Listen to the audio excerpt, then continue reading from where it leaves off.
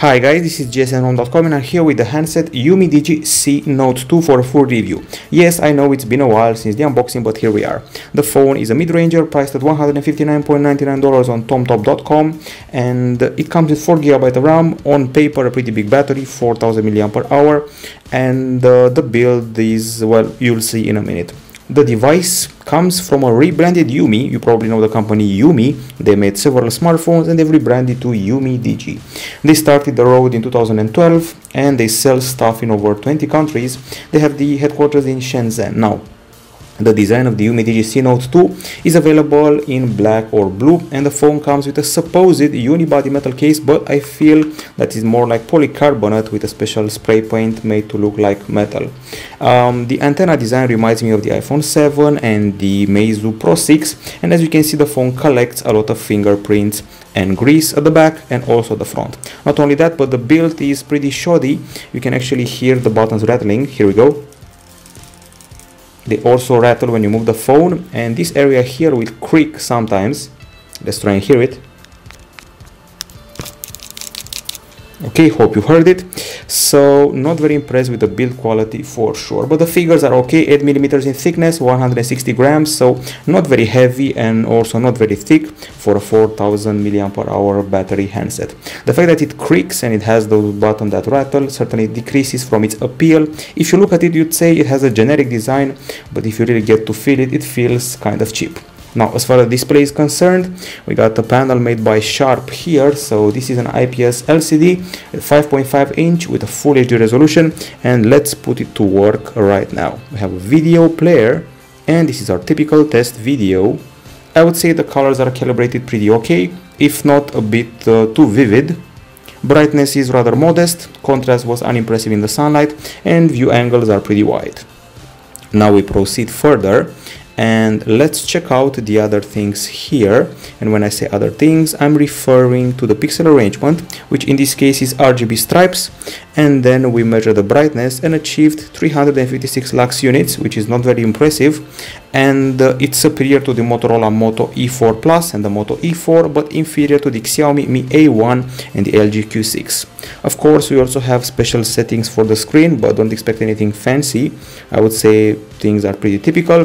Brightness level, a low blue light mode, sleep, screensaver, font size, and that's about it. Now we proceed to other aspects of the phone, like for example the CPU. It's a hugely familiar face, I've seen it on a ton of devices. It's the MediaTek MT6750T octa-core CPU clocked at 1.5 GHz. Other specs include here the Mali T720MP2 GPU clocked at 650 MHz, and also we have 4GB of RAM, 64GB of storage, a microSD card slot, and although you can see the phone functioning pretty well, that's probably courtesy of this cleaner here. If you open up a lot of apps, you'll see some lag happening, and there are also many cleaners, many freezers, and many ads which will slow it down a bit. Now, let's check out the gaming. We have Riptide GP Renegade as usual to test for gaming purposes. So here we go. We've played it a lot. We're restoring the sesh, and it's starting with a bit of lag. I played the game FZ9 on this device. FZ9 is a first-person shooter, which is a bit demanding, and even though it ran fine, it also overheated the device a bit. Let's see Riptide, if it's got the frame rate, if it's got the lighting, the effects, and so forth. So here we go. Riptide GP Renegade.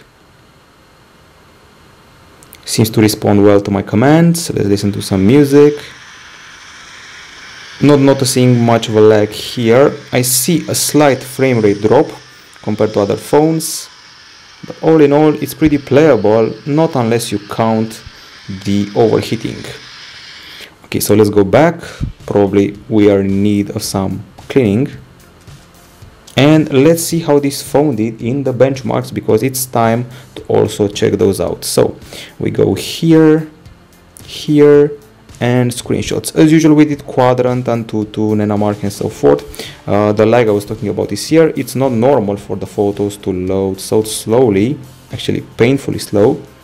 Still loading. Oh my god, I can only imagine how the gallery will look for the photos. Anyways, in quadrant, we beat the LG G4 and the Huawei Mate 9, score below the LG Nexus 5X. And in Antutu 6, let's see that one, which is here. Not a bad score for phone that's more of a low mid-range and a high mid-range in spite of the specs. So with this score we beat the AllView X4 Soul Lite and also the Yuhan's S1, but we scored below the Motorola Moto G5 and the Motorola Moto G4. Now we also did graphical benchmark, which was a bit surprising. So with this score we beat the Huawei Mate 10 Lite, which is an achievement, and also the Samsung Galaxy A3 2017, but scored below the Huawei P9 Lite 2017 and the AllView X4 Soul Vision, which is a projector phone. Basically it's on par with the Samsung Galaxy A5 2016, but it has a big vulnerability, and that one is overheating. It gets to 42.1 degrees Celsius in GFX bench, which is, I would say, okay, but things get much hotter in games. 46.9 degrees, and I'm sure it can go past 50, so be careful with the gaming sessions, even though the GPU is pretty good. On the battery front, on paper you're probably impressed by the 4000 mAh battery. Well, don't. On paper they promise you 2 days of usage, in reality not even close. So first we did an HD video playback in a loop test, and let's see how that panned out. So let's see how much we were able to achieve. Basically we achieved 7 hours and 57 minutes of continuous HD video playback, which is not impressive. I would say it's almost okay, but certainly does not break any records. It goes past the Huawei Honor 8 and the Huawei P9 Lite, but scores below the Lenovo K6 and also the Motorola Moto E4. Now we also did a PC Mark test, 5 hours and 47 minutes. Not very impressive, it's just there. I would say it's mid-level, modest. It beats Huawei P8 and HTC Desire 10 Lifestyle, scores below the Sony Xperia E4 and the ZTE Nubia Z11 Mini. Charging was a huge letdown. The phone will charge in 4 hours and 37 minutes, which is basically huge. Only a few other phones will charge so slowly, so you can basically ignore this aspect of the device and maybe try to charge it overnight, otherwise you won't get much battery life. Now when it comes to the battery settings, we only got the typical power consumption details and the 3 modes: regular power saving, smart power saving and ultra power saving. Now if you want to talk about the acoustics, only one speaker here at the bottom with 6 holes, and there's no headphones in the device's box. Okay, so an interesting aspect, the music player here somehow cannot spot my songs. I have copied songs on it, but it cannot find them. I have to go to the file manager and find them, which is annoying. Files and music, and here they are, even though the player didn't see them. So let's check them out, listen to them and see what they can do. A reminder, the music player does not have an equalizer.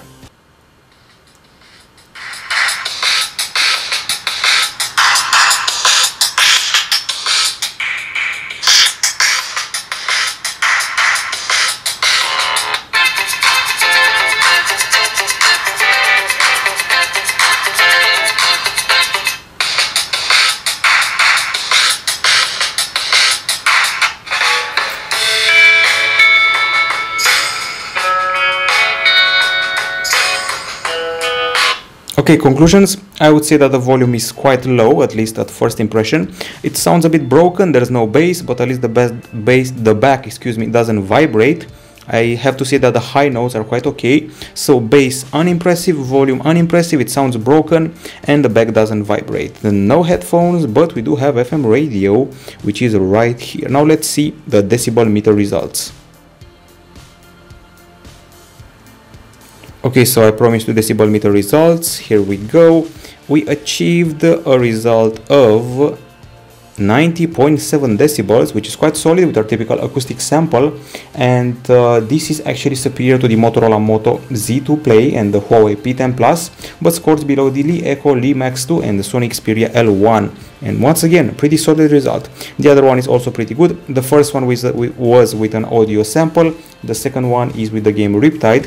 94.5 decibels, superior to the Galaxy S8, and that's always an achievement.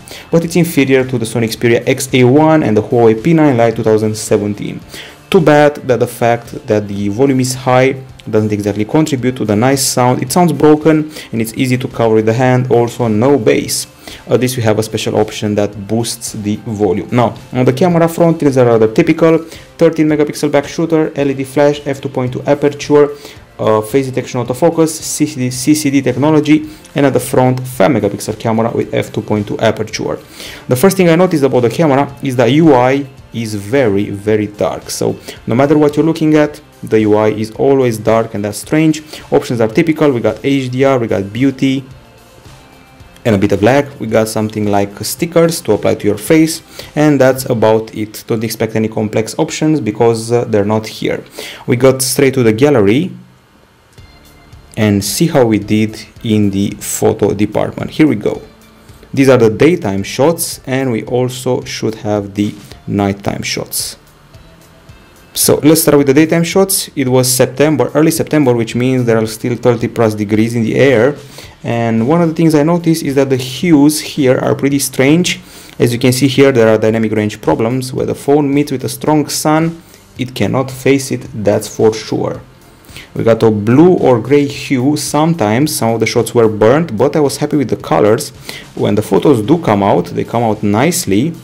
And here we actually used HDR to try to make things better, but actually didn't. Instead of correcting the sky, we ended up lighting this gate here, which we didn't want. So not very efficient HDR, but good close-ups, nice texture of objects, and not bad colors. Some burnt areas, some blurred shots. Takes a while to focus, but when you do, you'll be happy with the results. Now the selfies are a calamity. I know it's a 5 megapixel camera, but still it's ghostly everywhere around, and somehow the background is clearer than my face, which is rather odd. Certainly not a good selfie camera. And here we are with an excellent close-up of a flower. If you want to take only close-ups, this is the phone for you. It does its job fine. About 10% of the photos, or maybe 15%, are overexposed. That's a bit of a problem, and it still was September, it wasn't June or July, so if you're facing a strong sun, you may have dynamic range problems. It's an average camera that may produce about, let's say, 30 or 40 good pics out of 100. Surprisingly, it has pretty okay details, and the selfies are rather awful. I would put it on par with the Bluebo S1, maybe the ZTE Nubia phones, and below the Zenfone 2, even the Asus Zenfone 2 models. Totally unrealistic colors here, especially for the sky. And if you want a comparison, it's also below the Vernitor. Now these are daytime shots. Let's see the low light capture, which surprisingly are not exactly bad. So they're actually okay. One thing I noticed, that the flash does its job. So this is the flash. It makes things a bit warmer, but does not exaggerate with the white or the blue. So one thumbs up for the flash. Of course, things are rather blurry and rather dark, but the texture of the buildings is okay in my book. Some pink hues are creeping up out of nowhere, but I would say that the clarity and even the colors are acceptable. Of course, we have street light halos that are huge, and the zoom-in quality will certainly drop the quality. But overall, a bit above the expectations created by the daytime capture. Overall, I'd say it's below the Vernitor and the Huawei P9 Lite, but it's in the area of the Elephone devices and the Nubia mid-rangers. Now it's time to discuss video, because we also shot video. Here we go, videos, and we shot MP4 Full HD 5 megapixel, which is a pretty low bitrate. I actually wanted more. And here's video number 1. First of all, this phone has a pretty solid microphone, believe it or not. I like the brightness and the colors. Not bad lighting. When you zoom in, you lose a lot of details.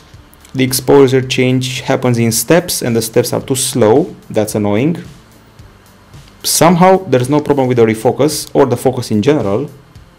Stabilization is modest, only electronic obviously, and that's another hue. That's another example of a variety of hues and colors. People wandering around. Good microphone. Some sunburn, poor stabilization, and nice green hue. Dynamic range problems.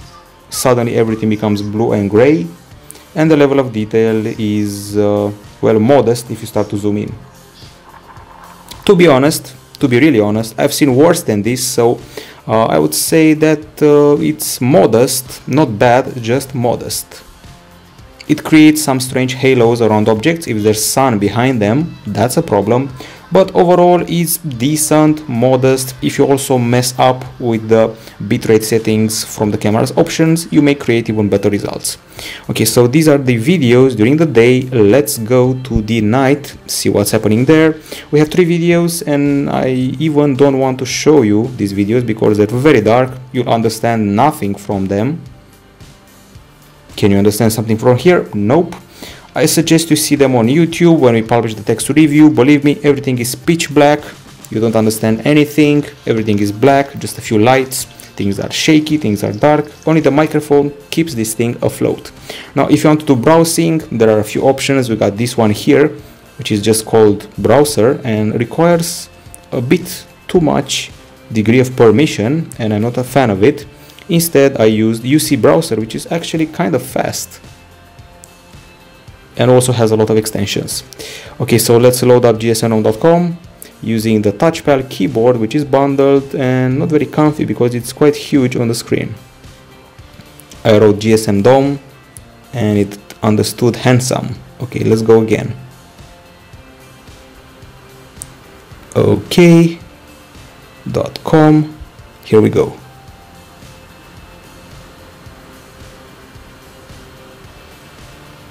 It took a while to load, but the scrolling is fluid. So that's it with the UC browser. It has pretty awful benchmarks talking about SunSpider and Velamo. Now it's time to talk about the connectivity. So on the connectivity front, the phone comes with a micro USB port at the bottom. It's got micro USB 2.0, USB OTG. We have an audio jack at the top. There's 4G LTE. There are 2 nano SIM card slots here, and both SIMs are 4G compatible. We also have Wi-Fi ABGN, Bluetooth 4.0, GPS, and the calls have a pretty okay volume. I will not complain about that, but that's a big but. There's a bit of metallic interferences which bother me sometimes. Now, if you want to talk about the connectivity, we have screenshots for you, and here we go. So we were able to achieve a value of 74 megapsecond in download on Wi-Fi, 25 megapsecond in upload, which is just reasonable. And then we move on to the 4G test, which gave us up to 96 megapsecond downloads on 4G and 47 megapsecond uploads, which is quite fine even for a phone of this lower caliber. Now that we are done with the connectivity, let's talk about the OS and UI. It's running on Android Nougat with something called the Yumi OS on top of it, and the most annoying part about it is it includes ads. There are ads here, as you can see. There are ads in the menus, there are ads in the apps, there are ads in the drop down portion and in the lock screen, so that's a big no-no, and I will certainly drop some points from its final grade for that. The icons feel a bit abstract, not bad looking, just very shiny. We have this home screen here, which includes news, your favorite apps, the recently accessed apps, and some points of interest, as well as the search area. Other than that, keep the home screen pressed and you can tweak the widgets, wallpapers, and do some desktop setting, like things related to layout, autofill icons, shortcuts, scene folder, and a freezer.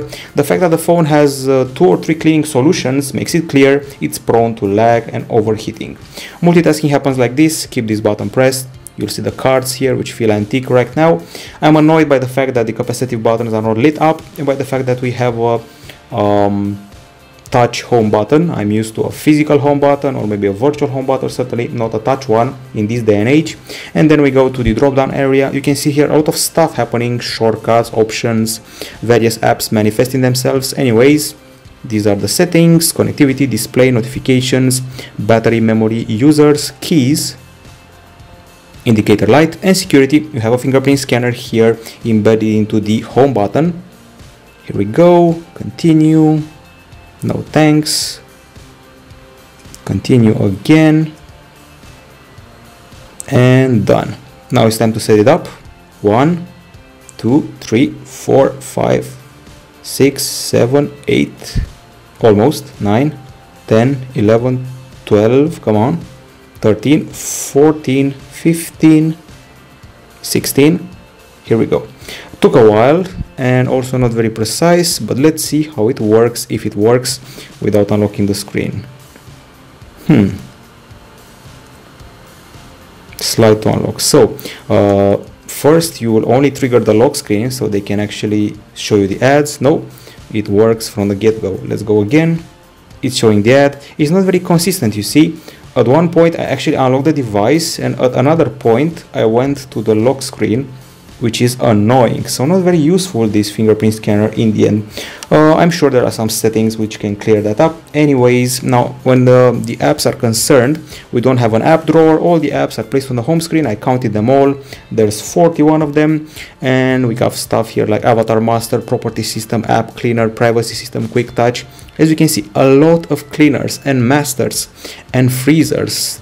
Umidigi knows that something is up with the phone and they want you to clean it. That's not bad, but it's also not a good sign. So aside from those apps, we have those here. You got your own app store from Umidigi. You got a browser, you got a note-taking app, you got a recorder, typical Google package, and that's about it. Now I have to say that we also have FreeShare, News Republic, and Touchpad 2017, and now it's time for the verdict. You can probably tell I'm a little bit disappointed by this phone, the Umidigi C Note 2. It had a lot of potential. On paper it sounded like a battery phone. In reality, not so much. So on the pro side, it's got a loudspeaker. I would say that the video capture during the daytime isn't bad with the back camera. It takes some pretty good close-ups. Also low light pictures were a bit above my expectation. The GPU is able to surpass some big phones out there like the Huawei Mate 10 Lite, and it has many cleaners and many freezers in case things go bad. So at least you have that. Those are the pros. On the cons, it's got a poor build, those flimsy buttons. It shows ads, which is annoying. It's got a bit of lag, it's got a bit of overheating, it charges for a long time, it takes very poor selfies, the low light videos are incomprehensible, the screen is underwhelming, and there are too many permissions required by some pretty regular apps. So in the end, not very sure if you can actually recommend to buy this. Perhaps if the price drops to something like $99, you may think about it, but even then, the ads thing and the build and the whole permissions thing put this in doubt. So overall, the Umidigi C Note 2 needs updates, needs a lower price, and then we may reconsider buying it. This is it from gsnhome.com. Bye bye.